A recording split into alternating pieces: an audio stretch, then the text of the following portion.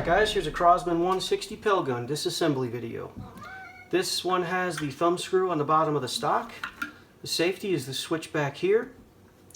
And peep sights, and oh, it's the one that uses 2 CO2s. As always, the first thing to do is going to be check your rifle. Make sure there's no CO2 in there. Make sure that you're working with a dead rifle, which I am. And that's going to be your first O-ring you're probably going to want to replace. Next thing I'm going to do is, with most of these disassemblies, it's going to be take the stock off. But in this case, I'm actually going to remove the front sight.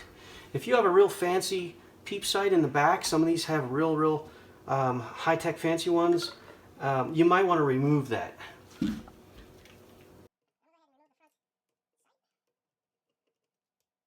This is kind of getting easy stuff out of the way.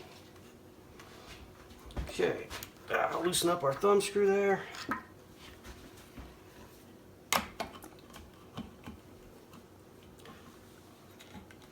Got slight resistance from the trigger trying to fit through the slot in the stock.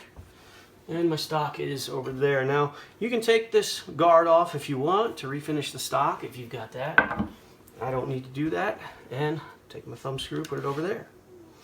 Next thing to come off is the trigger.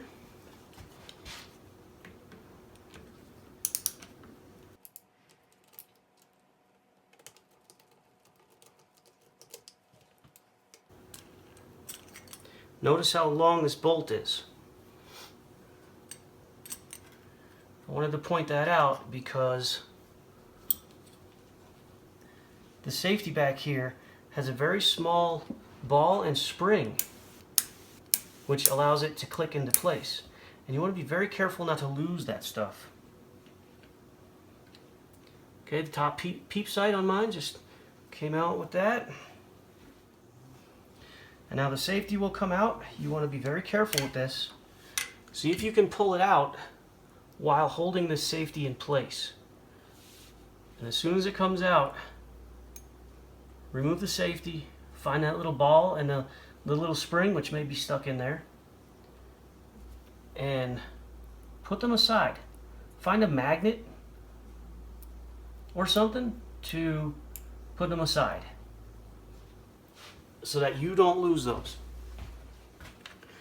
Okay guys, next thing I'm going to remove is the bolt handle. This is a 3/32 Allen wrench.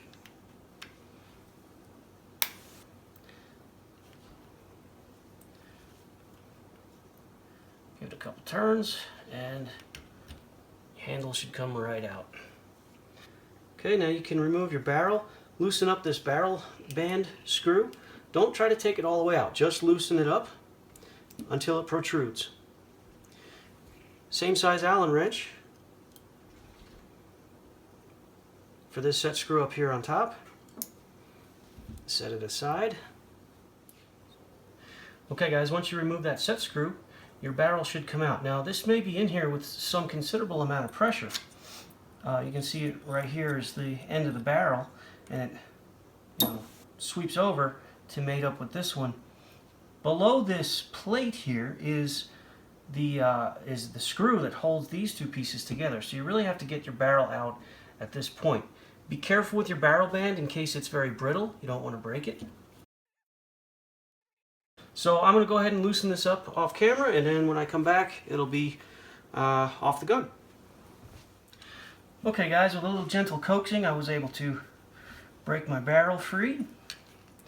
Now once it gets past this point, it's not supported anymore and you put a lot of strain on your barrel band, so take your time and really just let it come out with gentle pressure. Now you've got a clean barrel. If your goal was to take this out and do a good scrubbing on the inside, or maybe a refinish job on it, now you're able to do that. Your barrel band will also slide off. And now you can see your bolt, your breech bolt in there, and that's going to come out next.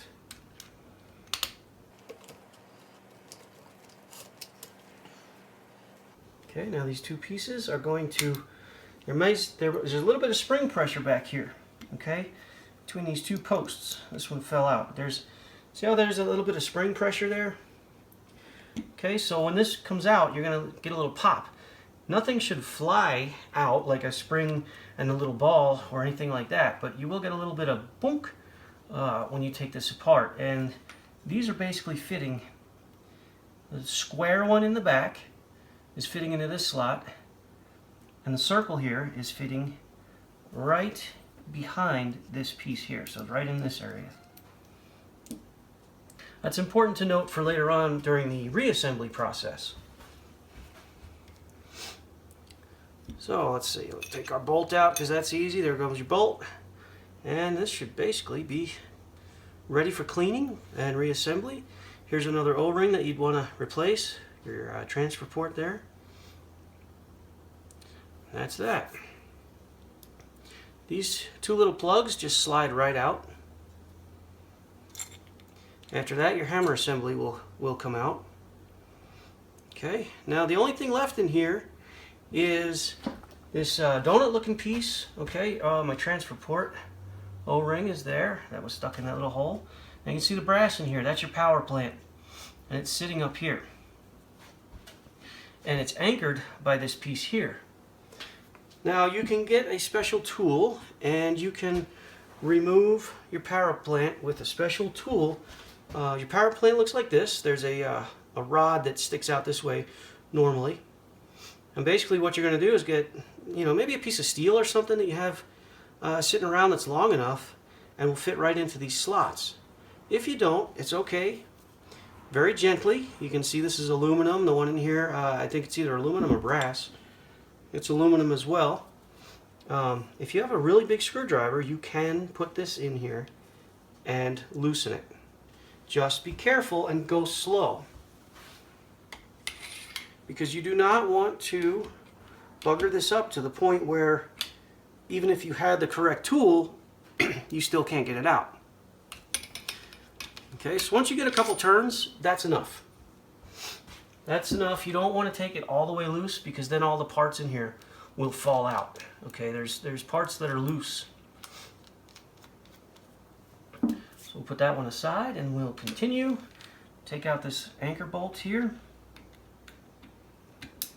I don't know what it's called. I just call it an anchor bolt because it's anchoring down your power plant assembly. Because my next objective is to take this piece loose. Now someone's ranked on this with a pair of pliers. Try not to do that if you can help it. What I generally do is I'll find a piece of leather and I'll stick this piece in a vise. And when I put it in the vise, I'll just crank down enough to where I can turn this whole piece until this breaks free. Another thing you can do is if you can find the right size thread, nuts to thread on this, you can tighten one against the other, okay, and then you can grab the bottom one and use it to loosen this piece right out of the gun. So I'm going to go take this loose, and then when I come back, we'll take everything the rest of the way out. Now that I've got this piece free, I'll just unscrew it and put it aside. Now there's a donut looking piece in here, and well, let me just try to get it out for you instead of trying to explain everything. Okay guys, so this stuff didn't come loose easily, and what I had to do was get something like a wooden dowel or some long rod like that. Try not to use metal, try to use something that's going to be a little soft, and gently coax it, in other words tap, until it comes out. And what came out was, first the valve assembly came out. This is a replacement, it's brand new. That's why it's all shiny. And then this piece. And this piece is what this guy was screwed into. And you'll notice that the thread, the hole with the threads in it, is offset. And the hole goes towards the threads where you screw on your end cap for your CO2s. Alright, so just pay attention to that. And so down in this bottom tube, you had everything kind of lined up this way. You had your hammer here,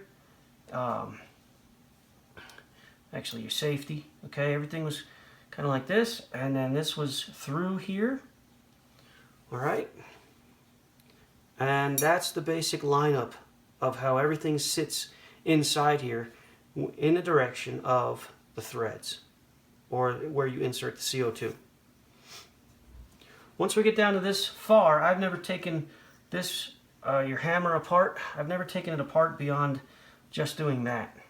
There's not really anything else you can do, so put a lube on that. This is nothing going on, and now this, like I said, this is a replacement, so this plunger piece looks a little different than the normal stock one. Normal stock one is going to be, it's not going to have this taper to it. So another O-ring that you may replace on your original. There's your transfer port. Inside your valve assembly, you've got your piercing pin with a spring around it. You've got a metal tube holding that centered. Okay. Washer, which fell out, and then, oh, there it is. Here's your felt.